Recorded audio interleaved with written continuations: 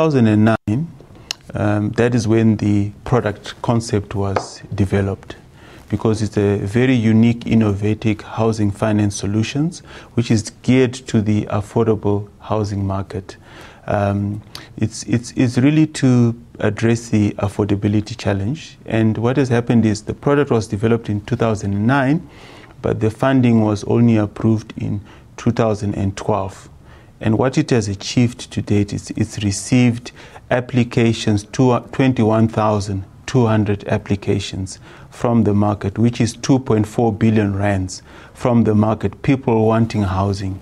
And that tells you, without any advertising, that there is a real need to house our people in the affordable housing market. Tell us about the qualifying criterion. How do people get access to the loan? Well, for our first clientele base, we looked at people that have an income, a salary, monthly salary of between 3,500 and 30,000 rands. Since the inception of this fund, have you been able to observe the quality of the types of houses that have been built? Did you observe the structural integrity of the houses that have been constructed? Yes, well, when you look at the houses, we look at houses that do not cost beyond 650,000. And before we give the funding out, the finance for our end users, we inspect those houses. We inspect 100% of each house that is built, and if it's not according to the right quality standards, in line with the local provisions, we do not provide the financing. So every single house we've provided financing for, that all 1,100 customers that have got houses from us.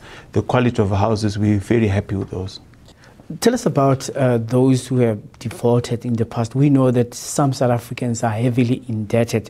Have you seen some not being able to finance their loans? Okay, fortunately, because we paid our first home loan in January 2013, the company is still very new and very young. The size of the book is now just about $500 million, which is 480 million, and we have not experienced any defaulting customers at all.